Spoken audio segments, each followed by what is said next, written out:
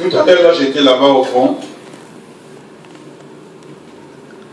Et tout d'un coup, je me suis regardé, je vu que l'histoire là, le feu là, comment on appelle ça? Canoche. Les canoches. A brûlé mon pantalon.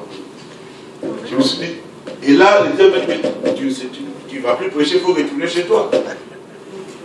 Je me suis regardé, j'ai dit, pantalon ou pas pantalon, que notre Dieu soit loué. Amen. Amen. Dieu est bon, bien-aimé. Il est plein d'amour, notre Dieu. Je ne sais même pas par où commencer. Parce que tout a été déjà dit, bien-aimé. Dans nos chants, nous avons déjà chanté que Dieu est amour. Nous l'avons déjà dit que Dieu est amour. Qu'est-ce que je vais encore ajouter? Je vais nous en lire un verset que nous connaissons tous. Jean, chapitre 3, verset 16. Amen.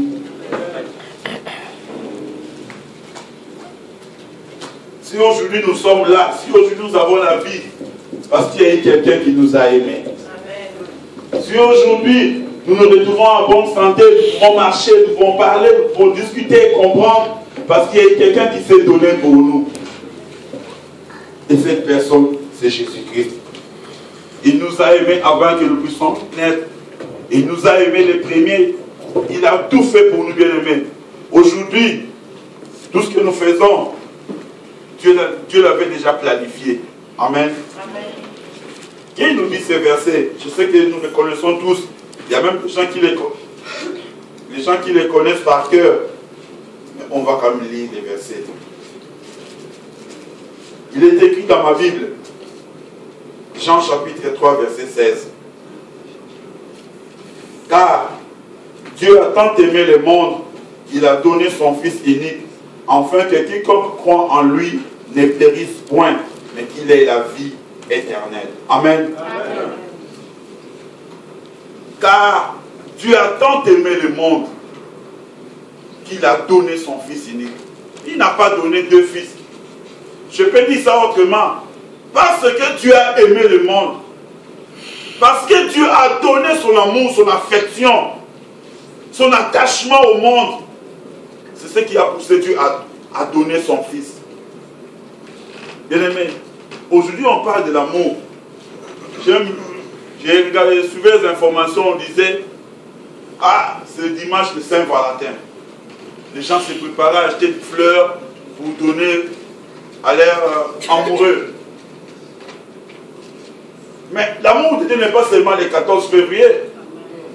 Dieu n'attend pas un jour pour aimer. Dieu aime tout le temps. Il y a des gens qui n'attendent que le 14 février pour déclarer leur amour. Il faut aussi voir si cet amour est sincère. Mais Dieu aime tout le temps. Dieu nous a aimés avant que nous puissions naître. Amen. Dieu nous a aimés dès les temps anciens.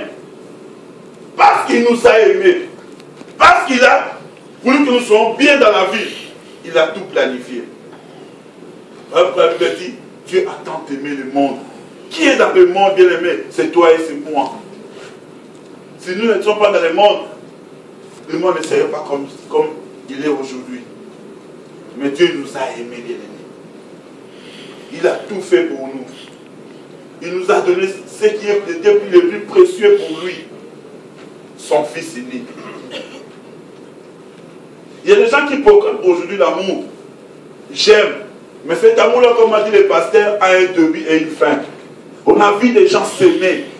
On a vu des gens, quand ils passaient dans la rue, les gens se disaient, ces couples-là, ces gens-là, ils s'aiment. Mais un jour, il y a eu un problème. Un jour, il y a eu un souci. Un jour, il y a eu quelque chose qui s'est passé. Et cet amour-là a pris fin. Mais l'amour de Dieu ne prend jamais fin. La Bible dit que l'amour de Dieu est éternel. Il n'a ni commencement, il n'a ni fin. Tout le temps, Dieu nous aime, bien-aimés. Le pasteur a dit tantôt là, regardez-vous, dis à ton bien-aimé, je t'aime. Je te bénis parce que tu aimes le Seigneur, bien-aimé. Nous devons aimer le Seigneur. Nous devons lui montrer tout notre amour, bien-aimé. Parce que ce Dieu-là nous a aimés. Il ne s'est pas arrêter là. Parce que l'amour marche avec le geste. La Bible dit l'amour est esprit. Comme on ne sait pas voir l'amour, l'amour doit être manifesté, doit être montré avec des gestes, avec des faits, avec des actes. Voilà pourquoi Dieu a donné son Fils unique. Et nous savons tous qu'est-ce que Jésus est venu faire. Le dimanche passé, on nous a expliqué pourquoi, quand Jésus arrive, qu'est-ce que Jésus fait dans nos vies. Je ne veux plus revenir sur ça, bien aimé, parce que vous avez tout dit déjà. Mais regarde nos vies, regardons bien nos vies. Qu'est-ce que Jésus nous a apporté, bien aimé? Regarde bien nos vies. Qu'est-ce que Jésus nous a apporté? Comparons nos vies présentes avec ce qui est passé. Sans Jésus, qu'est-ce que nous serions devenus? Jésus nous a donné de la valeur. Jésus a fait de nous aujourd'hui qu'on soit considérés. Bien aimé, parmi nous, il y a des gens dans leur famille. Si tu ne dis pas un mot dans une réunion de la famille, rien ne va se faire. On attend que toi pour dire quelque chose parce que tu as Jésus en toi. Regarde comment Jésus t'a valorisé. Parce qu'au début, Jésus nous avait déjà aimés. Dieu a tant aimé le monde qu'il a donné son Fils unique. Mais l'amour de Dieu dépasse toutes les frontières. L'amour de Dieu, personne ne peut le contenir. Personne ne peut priver l'autre de l'amour de Dieu. Cet amour-là est gratuit. Dieu a donné gratuitement. Dieu nous a donné son amour gratuitement, bien-aimé. Et c'est ça qui nous suffit, bien-aimé. Quand nous lisons la Bible dans le livre des Corinthiens, la Bible est claire. Je peux être prophète, je peux prophétiser, je peux avoir la foi, je peux avoir tout. Mais si je manque l'amour, je ne suis rien. L'amour est plus fort que tout, bien-aimé. L'amour est plus fort que tout, bien-aimé. Ce sentiment-là d'affection, d'attachement à quelque chose, à quelqu'un, bien-aimé, c'est ce que Dieu veut que nous puissions avoir. Amen. Bien-aimé, sans l'amour de Dieu, on n'est rien. Et Dieu nous a aimés les premiers. Il est venu vers nous quand on ne les connaissait pas. Il est venu nous chercher là où nous étions bien-aimés. Entourés par le péché. Le diable nous a accablés. On n'avait pas de protection. On n'avait rien. Mais ce Dieu nous a donné l'amour. Ce Dieu-là nous a ouvert son cœur en nous donnant le vrai amour. Amen. Je vais lire juste un passage à Osée chapitre 14, verset 4. Osée 14, 4.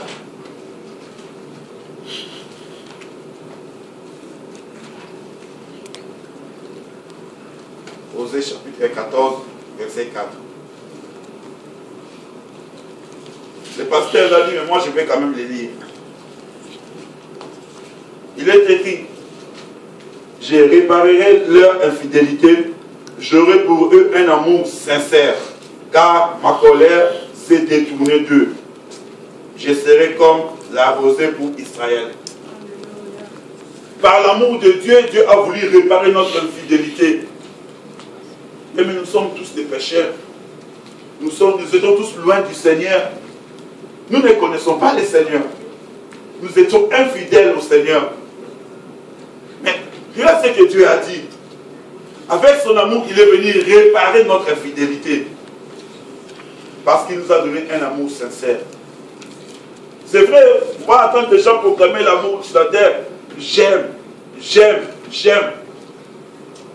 Mais si nous remarquons très bien, l'amour que quelqu'un va témoigner pour toi, souvent il y a un intérêt. L'être humain va aimer son prochain parce qu'il a l'argent. L'être humain va aimer son prochain parce qu'il a quelque chose à lui donner. L'être humain va s'approcher de toi parce qu'il y a un intérêt. Mais qu'on ne se trompe pas. Quand quelqu'un s'approche de toi parce que tu as quelque chose que lui veut avoir.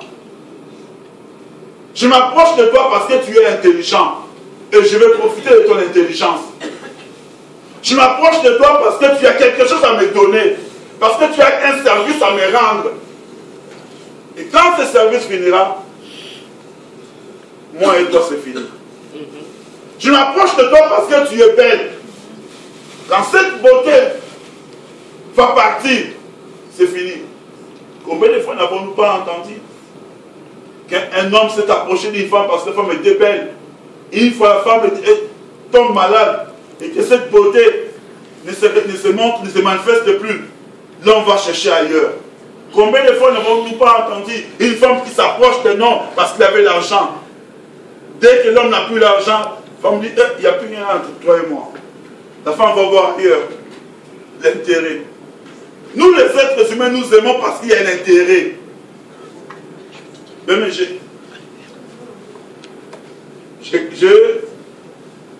travaille avec une fille. Si elle veut, elle est près de toi parce qu'elle ne sait pas travailler seule. Donc, elle change de collègue comme ça. Elle s'approche de quelqu'un parce qu'elle ne sait pas travailler seule. Si jamais elle trouve que non, bon, c'est fini pour toi, elle va voir une autre collègue pour travailler avec elle. Ou avec lui. C'est comme ça qu'elle est. Et toute sa vie, elle a travaillé comme ça. Si vous la mettez seule, elle est perdue. Ça, c'est pas le monde, les frères amour. Et ce n'est pas ce que Dieu veut pour nous. Or, notre Dieu nous aime de l'amour désintéressé. Dieu n'a rien à gagner avec nous. Il n'a rien à gagner auprès de nous. C'est plutôt celui qui nous a tout donné, bien-aimé. Il nous a ouvert l'espace. Il nous a tout ouvert, bien-aimé. L'amour de Dieu. Cet amour-là est éternel. Cet amour-là est sincère. Cet amour-là ne dépend pas des circonstances. Cet amour-là couvre toutes les fautes. Nous sommes des pécheurs. Et quand Dieu s'approche de nous, avec son amour, il nous a couvert toutes nos fautes. Bien, mais vous imaginez le grand voleur qui a tout volé toute sa vie. Il n'a fait que du mal aux gens. Mais le jour de sa mort, l'amour de Dieu a couvert ses fautes. Parce qu'il a demandé pardon. Parce qu'il s'est humilié devant le Seigneur. Nous les hommes, même si quelqu'un s'humilie comme ça, on va dire, bon, pardon, oui, mais tu vas quand même payer ce que tu as fait. Mais ce n'est pas ce que Dieu fait. Ce n'est pas le chemin de Dieu. Combien de fois n'avons-nous pas condamné les gens parce qu'ils ont fait telle ou telle chose, parce qu'ils ont posé tel ou tel acte, mais Dieu les a tous pardonnés. Combien de fois n'avons-nous pas jugé les gens? Combien de fois n'avons-nous pas catégorisé les gens? Parce que nous regardons d'après l'apparence. Cet homme-là est orgueilleux. Cet homme-là est ainsi. Cette femme-là est ainsi. Combien de fois n'avons-nous pas classé les gens? Mais ce n'est pas ce que Dieu fait. Dieu, dans son église, reçoit tout le monde. Et les voleurs, et les impudiques, et les méchants, et les colériques. Et tout le monde, Dieu nous reçoit tous. Et il nous donne l'amour. Pour l'amour de Dieu, on ne peut pas mesurer ça. Je ne sais pas si je saurais même expliquer ce que c'est l'amour de Dieu. Parce que c'est tellement grand. C'est tellement un mystère, bien-aimé. Comment vous voulez expliquer les gens qui vous torturent, les gens qui vous tuent, qui vous font du mal? Et ces gens-là que tu vas pardonner. Regarde tout ce qu'on a fait à Jésus-Christ. Il est venu seulement se faire du bien aux gens. Il est venu seulement sauver l'humanité. Il n'a pas insulté quelqu'un. Il n'a pas fait du mal à quelqu'un. Il n'a pas volé quelqu'un. Il est venu nous faire du bien. Mais c'est cet homme-là qu'on a pris et qu'on a crucifié. Les hommes ont préféré libérer Barabbas. Les hommes ont préféré aller du côté du diable plutôt que du côté de la vie. Les hommes ont préféré la mort à la vie. Ça, c'est le jugement des hommes. Mais Dieu n'a pas gardé rancune contre nous. Dieu n'est pas un homme pour dire un jour que tu m'as fait du mal, je vais me venger, que tu m'as fait ça, tu vas payer. Non. La preuve en est que, comme nous dit dans Jean chapitre 1, verset 14,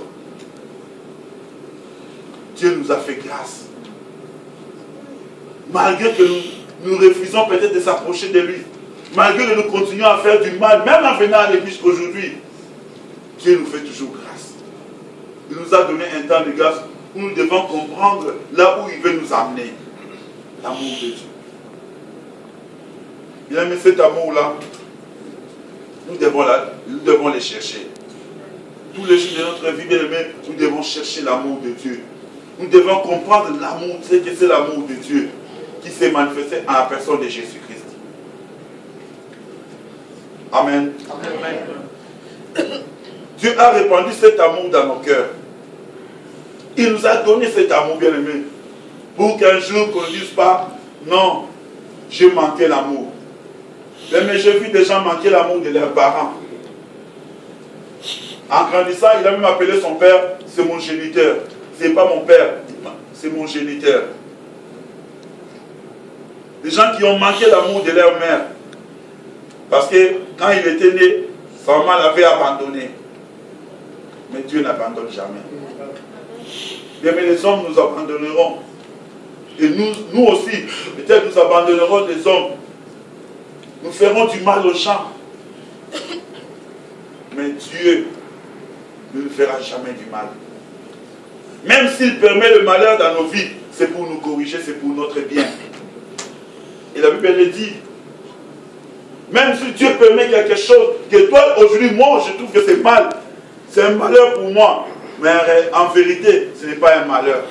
C'est pour me corriger. Mais tu dois le savoir, nous devons le savoir. L'amour de Dieu nous couvre. Même si je traverse une situation difficile, même si je traverse une situation pénible, Joseph était haï par ses frères. Ils l'ont jeté, mais l'amour de Dieu ne l'avait jamais abandonné. Amen. Pendant que les frères de David étaient toujours près de leur père, David a été relégué au champ pour aller s'occuper des bêtes. L'amour de Dieu était toujours avec David. Peu importe là où tu es aujourd'hui, bien-aimé, peu importe la vie que tu traverses aujourd'hui, bien-aimé, peu importe les difficultés, les souffrances que tu endures aujourd'hui, peu importe tout ce qui se passe, les circonstances malheureuses de ta vie aujourd'hui, j'aimerais te dire une chose. Tu dois le savoir que l'amour de Dieu ne te quittera jamais. Tu dois le savoir que l'amour de Dieu est toujours là avec toi. La preuve en est que tu dors, tu te réveilles en bonne santé. Ça peut arriver que tu sois malade et la maladie traîne encore à partir. Cette maladie-là ne t'amènera pas à la mort. Cette maladie, tu l'as payée pour sa gloire. Toi, ce que tu dois savoir, c'est toujours que l'amour de Dieu est avec toi. Parce que cet amour-là, la Bible dit dans Cantique des Cantiques, chapitre 8, je crois, versets 6 à 7, que l'amour est plus fort que la mort. Mais l'amour est plus fort que la mort. Alors si l'amour est plus fort que la mort, qu'est-ce que moi je vais avoir peur? Est-ce que je vais avoir peur de quelque chose? Je n'aurai pas peur, bien-aimé. L'amour bannit la crainte. N'ayez pas peur, bien-aimé. N'ayez pas peur de ton avenir. N'ayez pas peur de l'avenir de tes enfants. N'ayez pas peur de l'avenir de ton église. Dieu est avec nous. L'amour de Dieu est avec nous, bien-aimés. Le jour arrive. Le temps va arriver où tu vas dire, ah bon, maintenant je comprends. Maintenant je comprends pourquoi Dieu a voulu que je passe par là. Il y a une femme qui me disait la fois passée, pourquoi je souffre tant? Ce que les autres ont facilement, pourquoi moi je dois souffrir? Je lui ai dit, Dieu sait pourquoi il te fait passer sur ce chemin. Quand ça va arriver, tu seras de la meilleure conseillère des autres. Tu vas dire aux autres, oh ne vous inquiétez pas, je suis passé par là. Je sais ce que ça fait. Mais si tu n'es pas passé par là, tu ne sauras pas conseiller quelqu'un. Dieu ne peut prendre un joueur pour aller conseiller un basketteur. Un footballeur qui va pas aller conseiller un judoka. Ce n'est pas la même chose. Il prend seulement la personne qui est passée par ce chemin-là. Quand tu es passé par cette route-là, tu seras conseillé à une personne qui passe par la même route. Yes. Amen. Amen. Alors ne nous inquiétons pas, bien-aimés. Ne serons jamais frustrés. Ne promenons pas des regards inquiets. Ne regardons pas et surtout ne nous posons pas des questions. Pourquoi seulement moi? Non, bien-aimé. Comme j'ai dit au début, les gens attendent que le 14 février pour proclamer leur amour. Mais Dieu n'attend pas le 14 février. L'amour de Dieu a commencé depuis le 1er janvier jusqu'au 31 décembre. Et chaque jour, tous les matins, il me dit, Dieu renouvelle sa bonté. Il renouvelle son amour, bien-aimé. Il renouvelle son amour. Il renouvelle son amour, bien-aimé, vis-à-vis de nous. Amen. Amen. Bien-aimé, tu es grand. Je vais lire un passage pour terminer. Comme j'avais dit, on ne serait pas long. Mais je vais juste nous rappeler qu'est-ce qu'est l'amour. Ésaïe 54, verset 10.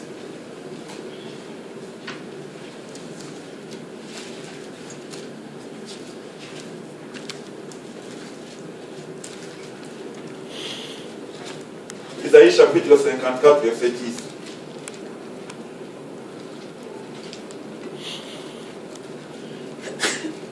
Je vais lire au nom de Jésus. Amen. Quand les montagnes s'éloigneraient, quand les collines chancelleraient, mon amour ne s'éloignera pas, ne s'éloignera point de toi, et mon alliance de paix ne chancellera point, dit l'Éternel qui a compassion de toi. Amen. Amen. Je me l'ai encore relire parce que ça m'a fait plaisir quand je l'ai lu ce matin. Quand les montagnes s'éloigneraient, quand les collines chancelleraient, mon amour ne s'éloignera point de toi, et mon alliance de paix ne chancellera point, dit l'Éternel qui a compassion de toi. Amen. Amen. Mais quand même que le travail, quand tout le monde t'abandonnera, quand les gens te fuiront parce que tu as une maladie, parce que tu n'as rien, quand les gens te qualifieront, quand les gens te pointeront du doigt, Alléluia. Je ne sais pas à cause de quoi, quand les gens parleront mal de toi, reste fidèle à Dieu, bien-aimé. L'amour de Dieu ne s'éloignera point de toi. Quand les gens diront non, pas lui, pas elle,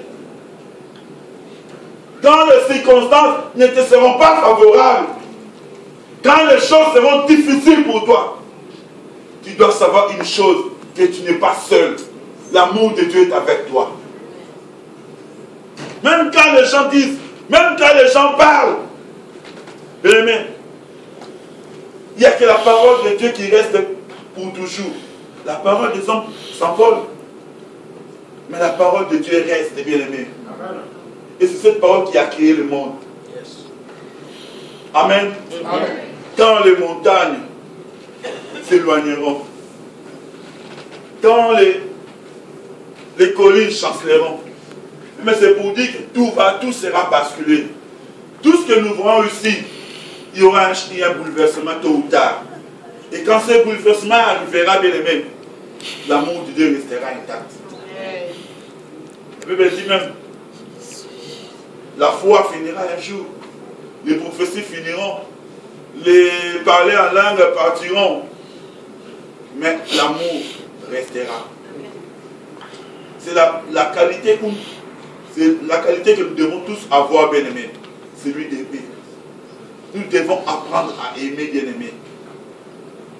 Je peux tout avoir, je peux tout connaître, mais si je manque l'amour, tout cela n'est pas rien. Amen. Amen. Alors bien aimé, ne t'inquiète jamais, bien aimé. Tu te réveilles le matin, que tu viennes ou ne pas à manger, bien aimé, tu dois savoir que l'amour de Dieu est avec toi. Que tu vis dans une maison de souffrance où tu es maltraité, où tu ne connais même pas ce que tu peux faire demain. Et même ton avenir, tu ne sais pas si tu vas arriver demain. Mais tu dois savoir une chose, l'amour de Dieu est avec toi. Cet amour-là ne te quittera jamais. Cet amour-là ne t'abandonnera jamais, bien-aimé. L'amour de Dieu est tellement grand. L'amour de Dieu est tellement vaste. Et cet amour est éternel, comme j'avais dit. C'est un amour vrai, comme a souligné les pasteurs. C'est un amour vrai qui ne cherche pas d'intérêt, qui ne demande pas d'être payé. Mais c'est plutôt Dieu qui nous a donné, bien-aimé. C'est Dieu qui donne, bien-aimé.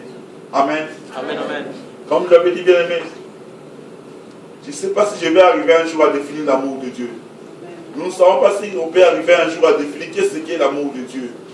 Mais ce que j'aimerais nous dire ce matin, bien-aimé, que cet amour-là, il ne nous abandonnera jamais. Cet amour-là dort avec nous. Cet amour-là se réveille avec nous. Cet amour-là marche avec nous. Amen. Cet amour-là demeure avec nous. Et cet amour-là nous cherche du bien. Cet amour-là ne veut que notre bien, bien-aimé. Pendant que les autres vont chercher d'autres solutions, bien-aimé, n'y va pas. Reste dans la présence de Dieu. L'amour de Dieu, un jour, se révélera encore puissamment dans ta vie. Et ce jour-là, nous dirons merci Seigneur. Que Dieu vous bénisse. Amen.